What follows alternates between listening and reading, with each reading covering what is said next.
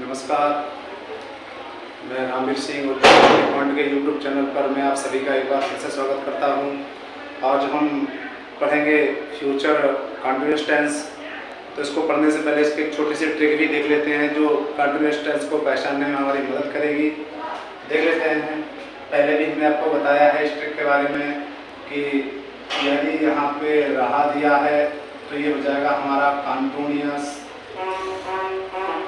Continuous अर्थ हो जाएगा हमारा ये छोटी सी ट्रिक है। यदि यहाँ पे है दिया है तो हो जाएगा हमारा प्रेजेंट कंटीन्यूअस ना। प्रेजेंट कंटीन्यूअस है तो होगा इज आर एम, और यदि पास्ट है यहाँ पे था दिया है तो हो जाएगा पास्ट कंटीन्यूअस, और पास्ट है तो हो जाएगा वाज वर, और फ्यूचर है तो हो जाएगा विल बी शैल बी। तो ये हमारी फ्यूचर कंटीन्यूअस की या यूं कहें कंटीन्यूअस की एक छोटी सी ट्रिक है। अब हम इसे विस्तार रूप से पढ़ते हैं। तो फ्यूचर कंटीन्यूअस टेंस इसे हम कहते हैं अपूर्ण भविष्यकाल, या इसी को कहते हैं हम तात्कालिक भविष्यकाल। यानी कि तात्कालिक का मतलब यहाँ पे क्या हो रहा है कि यहाँ पे कोई भी कार्य है वो रनिंग में रहता है, वो कंटिन्यू रहता है, जारी रहता है ना। और यहाँ पे अपूर्ण इसलिए कहा जाता है क्योंकि यहाँ पर कोई भी कार्य पूरा नहीं होता, इसलिए इसे अपूर्ण भविष्यकाल कहा गया है। जो भी होगा वो भविष्य में होगा। तो इसका स्ट्रक्चर है अफर्मेटिव का। यदि हमने कल भी बताया था एक वीडियो में, यदि सब्जेक्ट आई और बी है, ध्यान रखिए आई और बी है, तो यहाँ पे लगेगा विल बी या शैल बी, और इसके अलावा अदर यहाँ पे लगेगा शैल बी। यदि आई बी है तो हो जाएगा शैल बी, और यदि अदर सब्जेक्ट है यहाँ पर तो हो जाएगा विल बी। तो ये छोटी सी बात है, आपको याद रखना पड़ेगा। आई बी है तो शैल बी, और अदर सब्जेक्ट कोई सा भी है तो होगा विल बी। अब यहाँ पे एग्जाम्पल को देख लेते हैं। तो राखी कमरा साफ कर रही होगी, ठीक है। अब यहाँ पे सब्जेक्ट राखी है तो विल हो जाएगा राखी, तो हो जाएगा हेल्पिंग वर्ब हो जाएगी हमारी विल बी। अब साफ करना MB4 यानी कि V1 प्लस ING, इसको हम V1 प्लस ING भी बोलते हैं, तो हो जाएगा साफ करना हो जाएगा क्लीनिंग द रूम। अब इसे नेगेटिव इसको एक एग्जांपल के द्वारा आप भी देखते हैं। तो यदि हम कहें हम आगरा में जा रहे होंगे, हम आगरा में जा रहे होंगे, तो यहाँ पे सब्जेक्ट भी है तो क्या हो जाएगा, यहाँ पे बी के साथ क्या लगेगा, जो है शैल बी हो जाएगा। तो बी शैल बी। अब गोइंग के साथ हमेशा वैसे टू लगता है, तो यहाँ पे हम थोड़ा सा चेंज कर लेते हैं क्योंकि अकॉर्डिंग टू इसको सेंस नहीं आएगा। तो हम आगरा में ताजमहल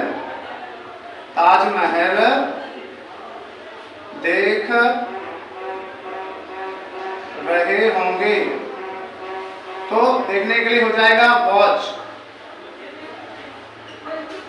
अब कहाँ आगरा में ताजमहल देख रहे होंगे, तो कहाँ देख रहे होंगे, क्या देख रहे हैं, ताजमहल। तो we shall be watching the Taj Mahal. कहाँ देख रहे हैं, आगरा में, तो हो जाएगा इन आगरा ना।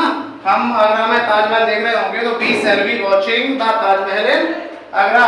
अब ये तो अफर्मेटिव हो गया। अब इसको नेगेटिव में करके देखते हैं। तो एक नेगेटिव का फॉर्मूला भी बना लेते हैं, तो हो जाएगा नेगेटिव सेंटेंस, तो नेगेटिव सेंटेंस का स्ट्रक्चर होगा सब्जेक्ट प्लस विल सेल, और सेल के बाद हो जाएगा नॉट, और नॉट के बाद आएगा वी। ध्यान रखिए नॉट हमेशा विल सेल के बाद ही आएगा, चाहे वो फ्यूचर इंडेफिनिट हो या फ्यूचर कंटीन्यूअस हो या फ्यूचर परफेक्ट हो या फ्यूचर परफेक्ट कंटीन्यूअस हो। ध्यान रखिए कि नॉट हमेशा विल या सेल के बाद आएगा, बाकी आने वाली जो उसकी हेल्पिंग वर्ब होगी उसके साथ वाली उसके बाद आएगी नॉट के। तो यहाँ पे हो जाएगा MV4 plus object other word. देख लेते हैं इसका स्ट्रक्चर हो गया ये। तो ध्यान रखना वही साथ रहेगा, यदि कर्ता सब्जेक्ट आईवी है तो सेल का यूज होगा, यदि आईवी को छोड़कर कोई दूसरा सब्जेक्ट है तो विल बी का यूज होगा। तो एग्जांपल ले लेते हैं हम, निबंध याद नहीं कर रहे होंगे। अब देखिए यहाँ पे करता वी है तो हम क्या लगाएंगे, वी के साथ सेल भी लगाते हैं। तो वी सेल अभी बताया था नॉट हमेशा सेल के बाद आएगी, तो वी सेल नॉट वी। अब याद करना तो हो जाएगा लर्न, ING लग जाएगी, हो जाएगा लर्निंग एन ऐसे। इसके बाद हम देखते हैं इसको, अगला देखते हैं एग्जांपल, तुम तस्वीर नहीं बना रहे होगे। तो यहाँ पे देखते हैं तो सब्जेक्ट प्लूरल है, तो यहाँ पे क्या हो जाएगा, यू के साथ लगेगा विल, नेगेटिव है तो विल नॉट, नॉट के बाद आ जाएगा वी। अब तस्वीर बनाना तो ड्रॉ, तो ड्रॉ ING लग जाएगा, ड्रॉइंग अ पिक्चर। तो इस तरह से ये हमारे एफर्मेटिव सेंटेंस और नेगेटिव सेंटेंस दोनों हो गए। अब उसके बाद देखते हैं इंट्रोगेटिव सेंटेंस को देखते हैं। तो यहाँ तक अभी कोई दिक्कत नहीं होगी, आपको दिक्कत है कोई प्रॉब्लम है तो आप कमेंट में बताएं। अब इसके बाद देखते हैं इंट्रोगेटिव सेंटेंस।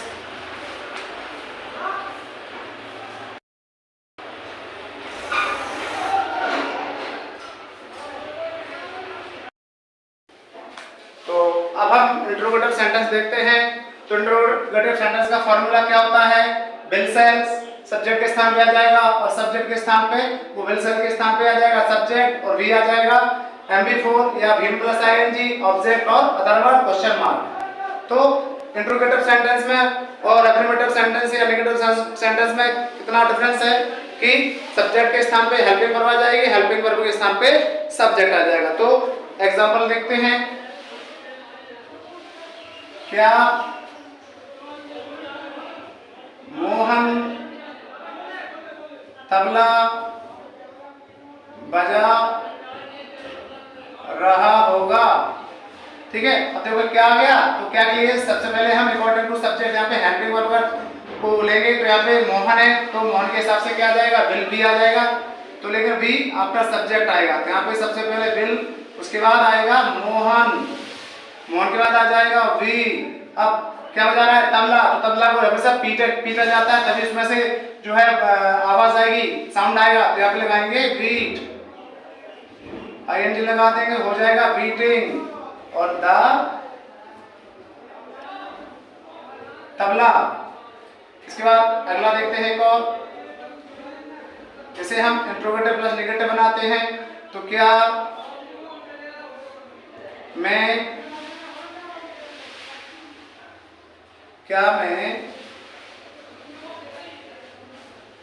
गीत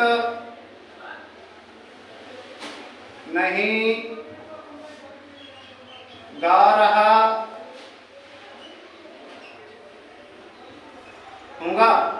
तो यहाँ पे अब मैं है तो अकॉर्डिंग टू आई के हिसाब से हेल्पिंग वर्ब लेंगे तो क्या हो जाएगी सेल, सेल के बाद आ जाएगा आई के बाद आ जाएगा नॉट, नॉट के बाद आएगा वी। तो यहाँ पे आई के सब्जेक्ट पहले बताया मैंने कि नॉट हमेशा सब्जेक्ट के बाद आएगा और सब्जेक्ट के बाद नॉट के बाद आएगा वी। अब क्या होना गीत गाना, तो क्या हो जाएगा सिंगिंग ए सॉन्ग। एक और ऐसे डबल इंटरोगेटिव करके देख लेते हैं, तो इसको देखते हैं। वह है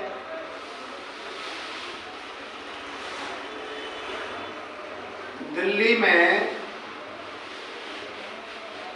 क्या खरीद रही होगी क्वेश्चन मार्क। अब ध्यान रखिए जब कोई भी WH फैमिली वाला वर्ड कब क्यों कैसे कहाँ WH फैमिली क्वेश्चन वर्ड कोई भी आ जाए तो सबसे पहले जब बीच में आ जाता है तो हमें सबसे पहले उसकी इंग्लिश हमें सबसे फर्स्ट में लिखनी होती है। तो यहाँ पे क्या है तो हो जाएगा what according to subject helping verb को लिखेंगे तो वाई है तो हो जाएगा हेल्पिंग वर्ब आ जाएगी बिल। बिल के बाद क्या आ जाएगा सब्जेक्ट ही और सब्जेक्ट के बाद आ जाएगा वी। अब यहाँ पे क्या करना खरीदना तो हो जाएगा वाइन।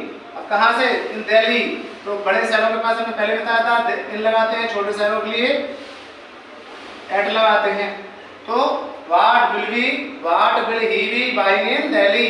अब ऐसे हम डबल इंटरोगेटिव प्लस नेगेटिव भी देख लेते हैं इसको।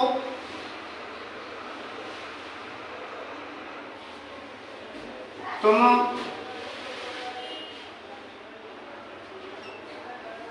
गांव में क्यों नहीं रहोगे। ठीक है, तो यहाँ पे देखिए क्या रहा है, यहाँ पे क्यों शब्द आ रहा है। तो यहाँ पे सबसे पहले हम इस क्यों की इंग्लिश पहले बनाएंगे तो हो जाएगा वाई। वाई के बाद आ जाएगा क्या according to subject helping verb आ जाएगी विल। विल के बाद क्या आ जाएगा कर्ता सब्जेक्ट तो यू।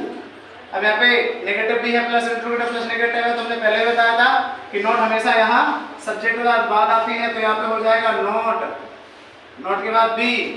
अब रहना लिविंग, लिविंग इन